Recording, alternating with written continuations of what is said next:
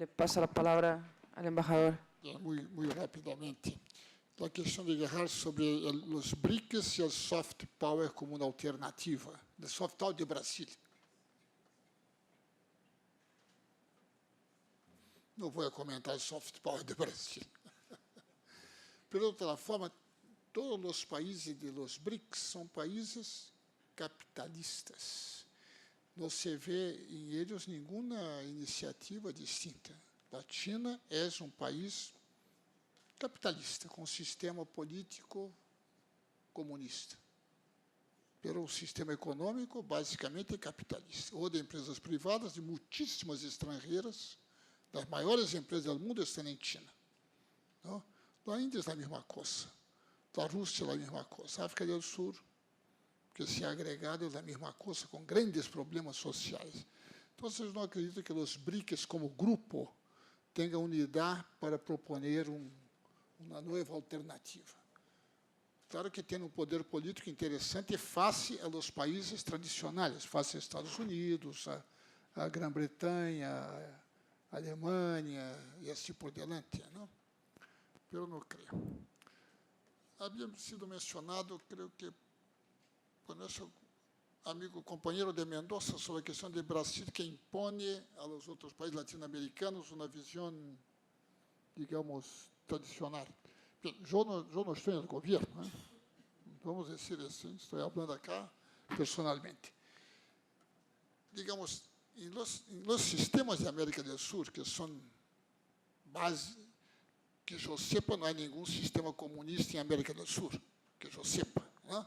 Então, são todos sistemas basicamente capitalistas. Todas as empresas privadas, quando o Vale vai operar em Mendoza, é uma empresa privada, que está aí procurando obter o máximo de ganância, com o mínimo de custo. Não? Essa é a ideia. Então, não é o Brasil que impõe este modelo da mineria, porque os países andinos são todos países importantemente mineiros, tradicionalmente, toda a sua história. Os hispânicos, os espanhóis, os amigos espanhóis, quando han venido à América do Sul, não? A Bolívia, a Peru, a México, e todo, han venido para explotar os recursos minerais. Ha sido para isso, não ha sido para outra coisa, não ha sido para desenvolver os países. E os países não existiam, además. Então, não é o Brasil que eu creio que impõe uma política de grande mineria aos outros países. Os outros países, como os países andinos, já são países mineiros. Ou, eu não sei se inclui os mineiros ou produtores de petróleo e de gás, né? É uma sorte de minério. Bem, rapidamente, a questão do poder.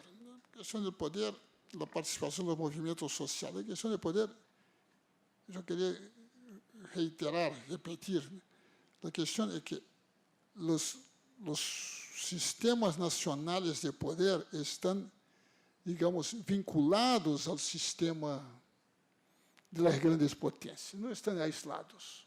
Estão vinculados por laços comerciais, laços financeiros, laços ideológicos. Não? Laços ideológicos. Quando os netos de Alberto saem ali como Iron Man, Homem-Aranha, esse é um laço ideológico, esse está aí, não? Levando à televisão, ver os seriados. Então, esse é um sistema muito zeloso, de por lo menos 2 ou 3 coisas. Primeiro, o sistema de comunicação, que hace o imaginário das pessoas, da grande massa. Não? Segundo, o sistema financeiro, o controle do sistema financeiro. E depois, a liberdade de ação para o capital, para o grande capital internacional. Então, quando um país da periferia coloca obstáculos a essas coisas, pode ter por seguro que vai ter uma oposição muito forte, muito decidida, dos países centrais.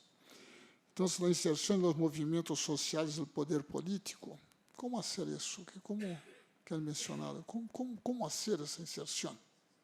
Não? Como? Os movimentos sociais ou os partidos políticos, os sistemas representativos. Claro que há como melhorar isso de formas muito importantes. Por exemplo, o sistema de Venezuela, o sistema de ¿cómo se llama? De referendo revocatório. É um sistema muito importante, não? Do sistema de participação cidadana. Tudo isso são avanços muito importantes que ocorreram aí. Não? Da experiência de Labras, eu não posso falar na presença de Alberto, porque não conosco tanto quanto ele conhece. Empezaría yo por algo que manifestó Víctor, nuestro amigo de Uruguay. Aquí lo que estamos discutiendo es el tema del poder. Ese es en definitiva lo que está en discusión. Y es una cuestión muy compleja, porque no se trata solo de ganar las elecciones. ¿Cuántos presidentes tenemos que han ganado las elecciones y a la postre no tienen el poder? Porque muchas veces el poder no está solo en las elecciones. Entonces, por ahí tenemos que entrar a la discusión. Hay ejemplos claros de cómo se puede gestar el poder desde las comunidades. Esta semana lo vimos, Víctor. Esquel, ¿cómo se llama el otro pueblito? Loncopué. Ya voy a ir aprendiendo. Loncopué. Lo que se ha logrado en Sarayaco, en Ecuador, enfrentando a las empresas petroleras apoyadas por las Fuerzas Armadas. Lo que se logra en Cajamarca. O sea que son formas de expresión de poder popular que están reaccionando. Y lo que hacemos aquí, sin lugar a dudas, es un boliche, pero es un boliche así nomás porque nos dan una cerveza, ¿ya? Es pensar en otros mundos. Como dice Baudolino, en el libro del mismo nombre, para los que tienen la edición gruesa en la página 100, en esa 100 ya, pensando otros mundos se termina por cambiar este. Y eso es importante lo que estamos aquí, haciendo un ejercicio colectivo de imaginarnos un mundo diferente. Otro mundo es posible, pero mejor, que tiene que ser democrático, sustentable, igualitario, con equidades de todo tipo. Entonces yo valoro esto. Y aquí quisiera yo hacer una puntualización básica. Para salir de muchos de estos problemas tendremos que superar el capitalismo.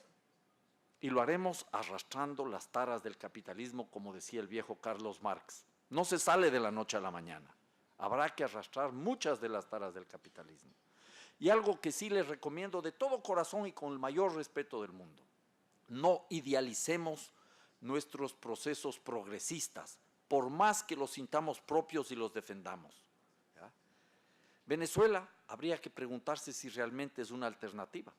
Yo acabo de ver una conferencia de un economista chavista, después de la elección de Maduro, que en 20 minutos demuestra que Venezuela es ahora más capitalista que antes, creció todo el sector privado, que Venezuela es ahora más rentista que antes, depende cada vez más del petróleo, y que Venezuela ahora tiene esquemas de sobreexplotación mayores que los que había antes, porque el trabajo recibe cada vez una menor renta que lo que recibe el capital. 20 minutos, con cifras oficiales, saca las estadísticas del Banco Central y del Ministerio y demuestra lo que estoy diciendo. Con lo cual no quiero decir que le vamos a echar abajo al proceso de Venezuela, sino que hay que conocer cómo es en realidad. El proceso ecuatoriano también les podría contar todas sus debilidades, pero hay cosas también que se pueden rescatar. Por ejemplo, el tema de los bancos, ¿ya? En nuestra Constitución se establece clarito, los banqueros tienen que ser banqueros y nada más que banqueros. Con otras palabras, un banquero o un banco no puede tener acciones en ningún medio de comunicación. No puede tener acciones en ninguna actividad productiva que no esté relacionada al sistema financiero. ¿Para qué? Para romper la esencia de los grupos de control monopólico. Ahora, en la práctica los banqueros siguen controlando los medios de comunicación, pero es un primer paso. Ese es un primer paso. Entonces nosotros podemos aprender mucho de eso.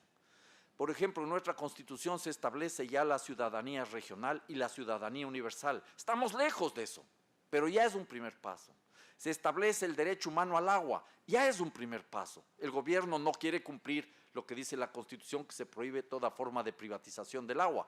No quiere redistribuir el agua, ni la tierra tampoco, pero ya hay normas que representan un derrotero, un camino a seguir, y eso es importante. Me parece también que es fundamental lo que nos señalaba Pablo, ojo con la industrialización, ¿ya? Tienes toda la razón, no toda industrialización es buena, pero simplemente me imagino cómo es esto de sacar el hierro en bruto de Carayás llevarle a San Luis, que es el puerto, según lo que aprendí, y de ahí se llevan a la China, y regresan las rieles, ¿cómo se dice en portugués rieles? Riles, y a los triles, ¿ya? Para volver a ampliar el sistema de ferrocarriles para seguir sacando más hierro de Carayás. Perverso, pues, al menos hagan ustedes mismos las rieles, hombre, al menos eso, porque ya es eso perverso. El tema del cacao, embajador, usted acaba de poner el dedo en la llaga. Nosotros exportamos cacao, Brasil, Ecuador y otros países de la región. El cacao de Ecuador es mejor que el brasileño. ¿Y qué hacemos? Importamos chocolates ya elaborados con nuestro cacao.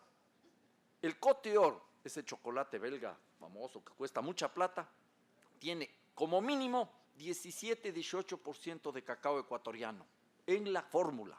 E importamos chocolate. ¿Cuándo vamos a empezar a dejar de ser país producto para ser país inteligencia? Ese es uno de los retos que hay que asumir. Y eso se da también a nivel de los campesinos y de los agricultores. Los campesinos venden en el Ecuador la leche entre 38, 40, a veces 45 centavos de litro. A los indígenas les compran más bajo porque les sobreexplotan 20 centavos de litro. Y luego regresa esa leche pasteurizada, es decir, puesta agua, desde las fábricas a las comunidades y les venden a 80 centavos de litro. También entonces hay procesos internos de acumulación, de sobreexplotación que tenemos que responder. Si el tema es complicado, no todos los problemas están afuera. No solo es cuestión de ir a echar piedras a la embajada o el consulado de los Estados Unidos, no, también hay que echar algunas piedras casa adentro, donde no hemos resuelto los problemas. Eso me parece que es clave. Anotaría en relación aquí a lo del Yasuní ITT, sería interesante hablar largo de eso. Gerardo, tú me conoces, el entusiasmo que tengo ahí y las luchas que con tu apoyo hemos dado, sobre todo a través del TATS, contra el ministro Hans Niebel, ministro de Cooperación alemán, que tiene la mentalidad de un mercader, no de un estadista, ¿ya?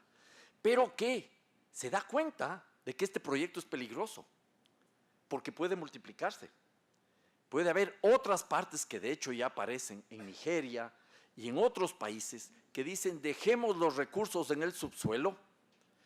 Por esa acción tenemos que conseguir una contribución internacional al partir del principio de la responsabilidad compartida pero diferenciada, que es la base de una nueva justicia ecológica global. Los países ricos, causantes de la mayor destrucción ambiental, tendrán que aportar más para enfrentar esto.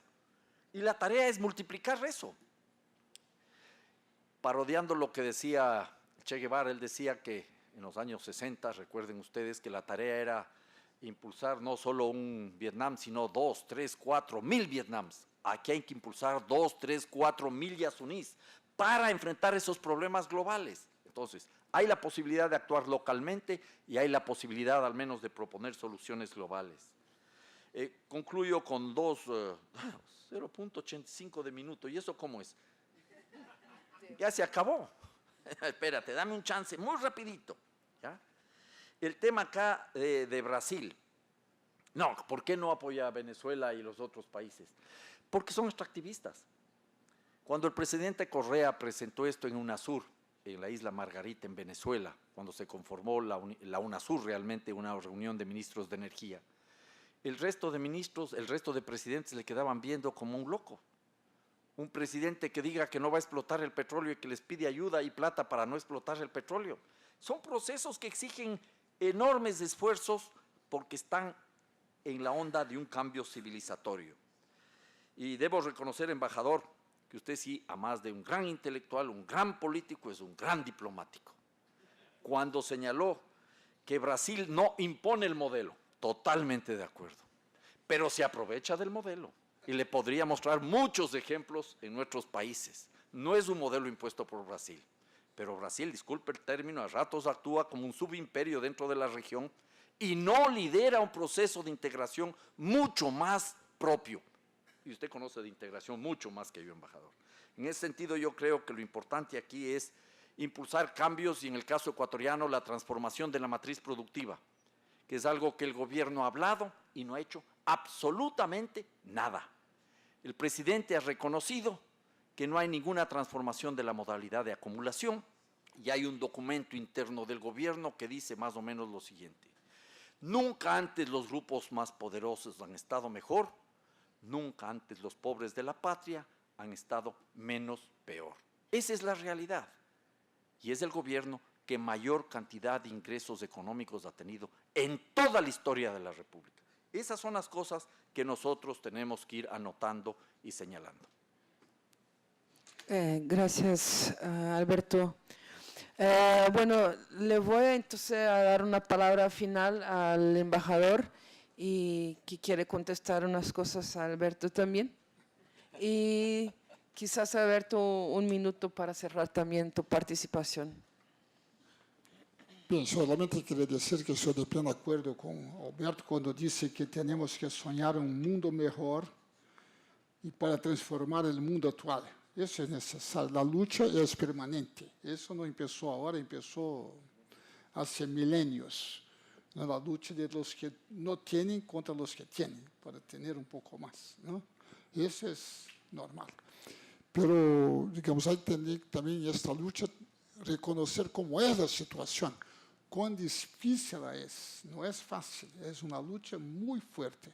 E eu creio que as experiências que há em Equador, em Venezuela, em Bolívia, por exemplo, hoje com os movimentos em Brasil, já se empieza a falar em los periódicos de la reforma política e del referendo revocatório, que há 2, 3 anos em Brasil era considerado um absurdo, mas, a meu juízo, um avanço importante, que é hacer que os representantes se sintam responsáveis diante da população. Quanto à questão do imperialismo brasileiro, não, porque eu vou dar apenas 2 exemplos para dizer que não é bem assim. Por lo menos alguns, um ou 2 exemplos. Por exemplo, o governo do presidente Lula ha concordado em renegociar os preços do gás boliviano e renegociou os preços de forma favorável à Bolívia. Não há nenhuma queixa de Bolívia nesse momento. 2. O governo do presidente Lula ha hecho uma donação se diz, de $500 milhões para que se construyera a linha de transmissão entre Itaipú e Asunción. Como sabemos, digamos, claro que podemos não concordar com o desenvolvimento industrial, não há que ter desenvolvimento industrial, mas como? Não compreendi. O que disse? Não, eu queria saber qual é. Não se perguntou à nação se quisiera os $500 milhões para a linha de transmissão. Como se chama? Não é préstamo porque não há interesse. Não é préstamo porque não há interesse. É uma donação do governo do Brasil ao FOSEM, que é um mecanismo de Mercosul, e que não é um préstamo. Não é um préstamo. Não é um préstamo. O governo de Paraguai não tem que pagar por esta plata. Vamos deixar isso claro, não? Para, pelo menos, fazer justiça ao presidente Lula, que tem uma certa popularidade nos países da América do Sul. É tão bueno imperialista que é quizás o político mais popular em América do Sul. Não é verdade? Esta é a realidade. E a realidade, como se disse em um país amigo, hermano, é a única verdade. Não é assim? Não é assim que dizia? Juan Domingo. A realidade é a única verdade. Essa é a realidade. Então, estou dizendo isso porque, para contestar, perdão, diga-me. Não, a realidade é a única verdade. A realidade é a única verdade. Creio. Muito bem. De toda forma, eu não queria contestar, Alberto, porque sou de acordo com tudo o que ha dicho. Muchas gracias. Dos cosas muy cortas. Habría que abrir un debate sobre el papel del Brasil en América Latina y la integración.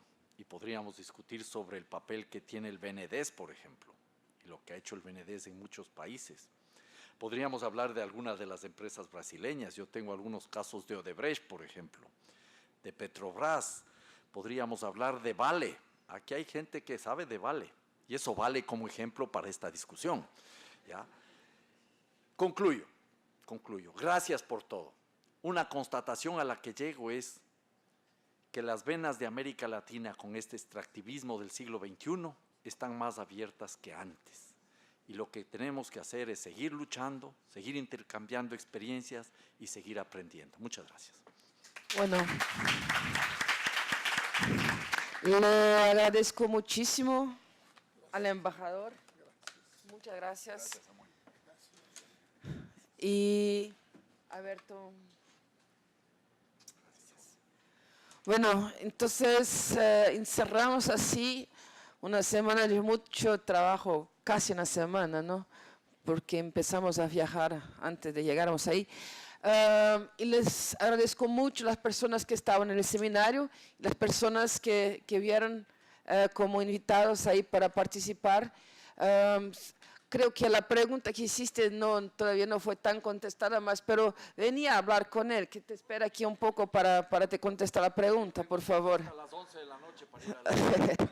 Entonces, pero tiene hambre también, precisa comer algo. Entonces, muchísimas gracias a todos, que se vuelvan bien a sus casas y que seamos juntos para discutir los rumbos de nuestra región. Gracias.